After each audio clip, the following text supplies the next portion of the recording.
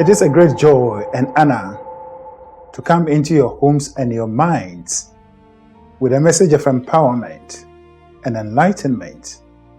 This is Emmanuel Benson, a co-founder of the Eagle Mentality Group. At the Eagle Mentality Group, we teach and propagate information about the power of thought, universal laws and principles, and how these laws and principles combined with our thoughts creates our realities. From the heart of Africa, a new way of thinking is rising. Like the eagle, we rise above limitations, seeing farther, thinking deeper, and becoming more. We are the Eagle Mentality Group, illuminating and transforming Africa through the power of thought. Today, I take this opportunity to welcome you to our program, The Quest. And The Quest is simply the short form of the title of our segment or our program called The Quest for Uniform and Sustainable Development in Africa, using Ghana as a case study. Ghana has been chosen as a case study because I am a Ghanaian living in the diaspora. I was born and raised in Ghana. I actually attained my first degree from the University of Ghana. And therefore, whatever I am saying about Ghana is life experience. But if there are other examples that I can confirm their validity from other countries, we will incorporate it in our conversation. And so we are looking for the quest for uniform and sustainable development, using Ghana as an example. And today I'm going to speak to you on one of my episodes about attitude. Attitude is what our leaders, political and social, and then even traditional leaders, are pointing out as the factor, the major factor, or one of the major factors that has contributed to the development we had in Accra recently. That is the flooding. You see, so today I want to bring your mind to a very important thing. That much as the ordinary citizens are being blamed, condemned for their bad attitude, we also have to come to the point and realize that attitudes are not just formed, or habits are not just formed overnight, but they are formed as a result of the training that we get from the society, the community. You see? And so today we're going to look at it, but before we go on, I just want to take this opportunity to appeal to you or to remind you that click on the subscribe button and subscribe to our channel. Listen to our content and circulate these messages of empowerment and liberation, mental liberation, and let us team up to bring a positive change that will reflect in our lives, in our living conditions as developed people. And so that is what we are looking at. And I also want to take this opportunity to thank you if you have already done that. Continue to do the good work and let us team up to work together for the positive results. Also, as you are listening to me, if you have any comment, anything that you want to share, a question, you can leave it in the comment section. But we are only going to respond or to relate only positive and constructive comments and questions. We are dealing with issues. We may reference or talk about personalities, people in positions. We are not attacking their personalities, but we are only talking about the issues related to the offices that they occupy. So we are not here to insult or to castigate anyone. That is not permissible here. And so having done this, now let us move on to our topic. Ghana has gone through a very terrible situation. And as a matter of fact, it is not just this year, but maybe this year's one is of a higher magnitude. And it is like we are increasing it. Last year was big. This year has been bigger. If we don't take practical steps, the following year will be big. So we are going because nature doesn't wait for man. The changes in environment, the changes in nature does not take account into human beings' sentiments. But human beings must learn to adapt to the changes that are coming from nature. And so flooding will continue to happen. Rainfall pattern will continue to be haphazard as far as our current dispensation is concerned. But how do we respond to it? That is the question. So now we are looking at attitude. But before we go there, I want to reference one of my favorite writer. That is a Scottish politician and government reformer. And his name is Samuel Smiles. According to Samuel Smiles, without principle, a man is like a ship without a rudder and a compass. And therefore, it is left to be buffeted by any passing wind. I am not quoting, but I am paraphrasing. So without principle, men and women are like vessels or ship on the high seas, amidst raging storms. And therefore, they are being buffeted by it because they don't have the rudder and the compass. The rudder is what they use to steer the ship, and the compass shows the way. And that is what we are seeing in Africa, Ghana as an example. Habits are not formed on morals. Proper habits are not formed on morals. But proper habits that brings about positive change are formed on principles. Principle. And as a matter of fact, Africans in general, we lack principles. What we do is we organize our lives based on morals, religious and traditional morals. But some of these morals are man-made. They are man-made. It is someone's sentiments in the olden days. Based on that they form some of these traditions and this thing that have been handed down to us. So if you are applying them in the current dispensation where we have different challenges, you may be going wrong. And that is why Africans, we are failing to, catch up. Principles are fixed. And so if you take the mathematical principle like 2 plus 2 is equal to 4. If you are a chief and you perform this principle, you get the same answer. If you are the lowest person on earth here and you perform this principle, you get the same answer. We have also in scientific world that water takes after the shape of its container. This principle is the same. You can take a container, dive into the belly of the sea. As soon as you take some of the water into that container and cover it, the water in the container will take after the shape of that container. And so it is with our lives. Our habits, our characters, our everythings are formed based on what we are building our life upon. If you build your life upon morals, just religion and this kind of traditional things, you will get the result that is haphazard because these things are changing. And if you don't know, most of our traditional practices have changed. We have, discarded most of them. If you go to the religious circles, there are a lot of things that the religious people, Christianity in particular, have stood against in the olden days. But as time goes on, they tend back to embrace those things. These are morals, religious morals. But the principles that I have just explained doesn't change. This doesn't change. You see, so if you organize your life based on principle, you'll get people to behave in a way that will bring better results.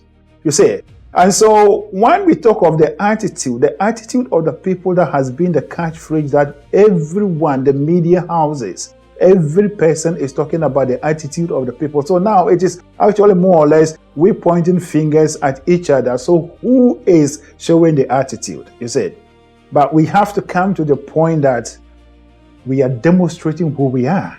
And that is our character, our attitude. Our everything is built on religious and traditional morals. They are not fixed, and therefore we easily go against them.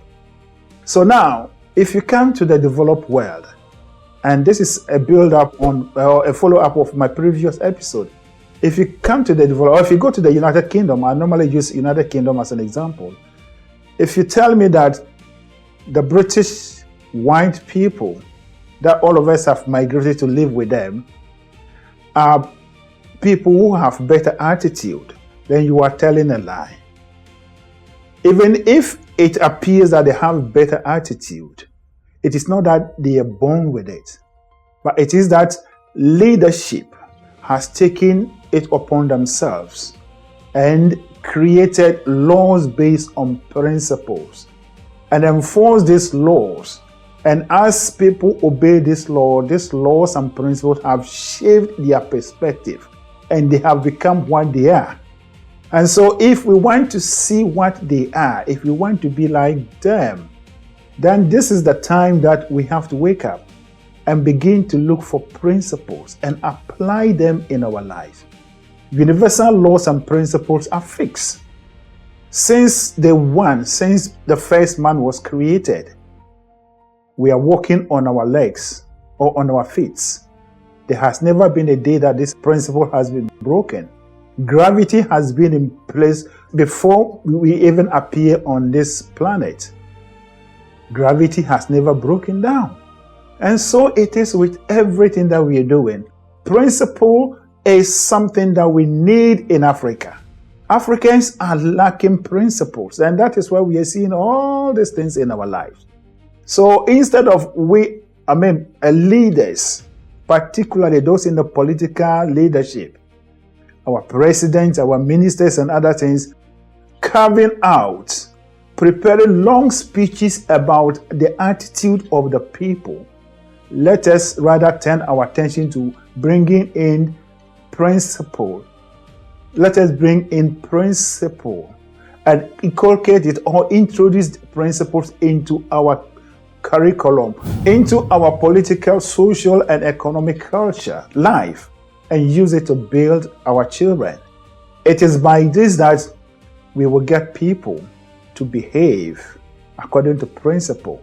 It is by this that a man or woman holding rubbish will not throw it anyhow, not because anyone is saying, but he's going to act on principle that it is good for everyone for the place to be tidy. You see? And so if we want to see better communities, if we want to see cleanliness, if we want to see proper sanitation habits, practices, then it is time we begin to develop principles into our lives, both adult and young ones, you see.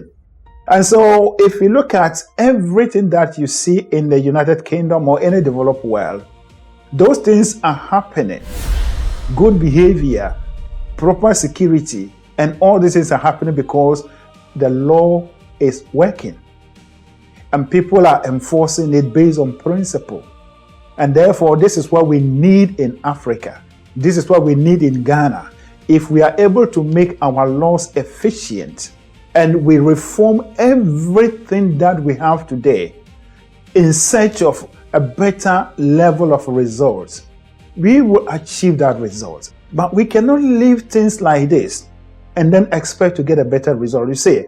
And so as it is, bringing in Samuel Smiles' statement, Africans in general, Ghanaians in particular, are with our principles, and therefore we are more or less ship or vessels that are on the high sea of life without rudders and compasses, and therefore every passing wind that comes across, it blows us hither and thither because we do not have the grounding. And that is what is happening in Africa, in Ghana.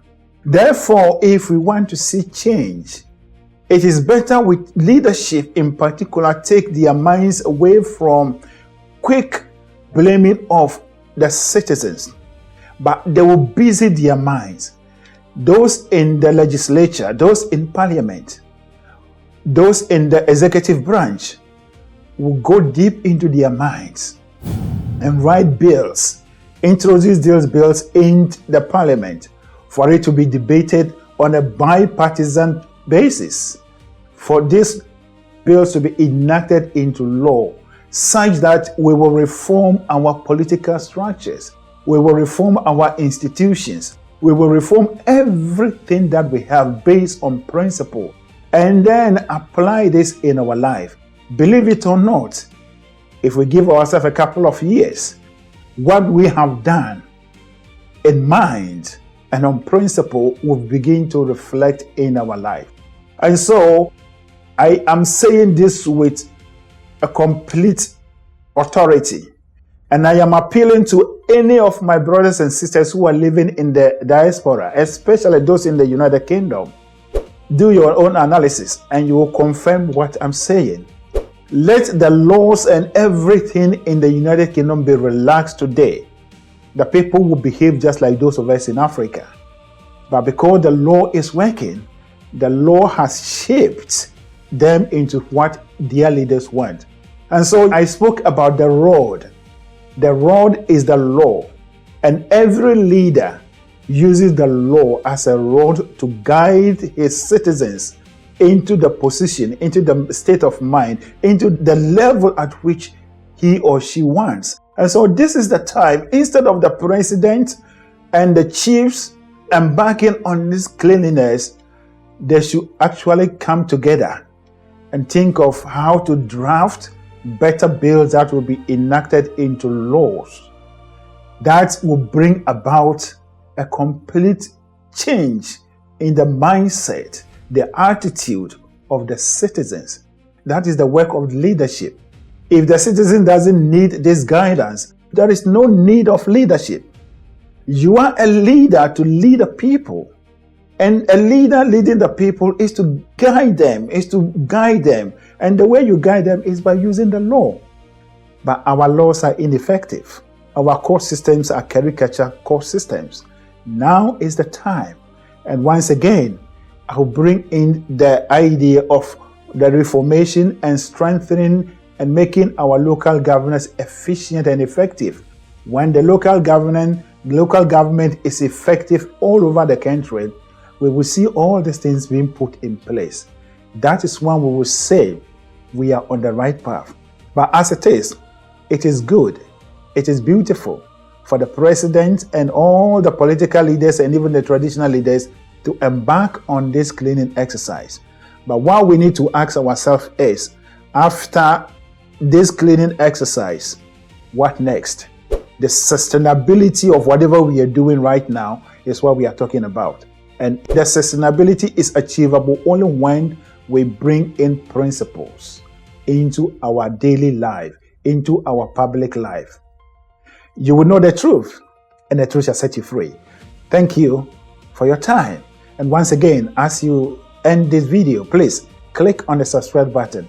Join us, let us team up and bring about this positive and lasting change in our towns, in our community, such that everything that we have become mentally will reflect in our communities, in our societies. And that is how we'll become developed people. Thank you, and God bless you. Join, subscribe, follow, like, and share our content on YouTube and Facebook.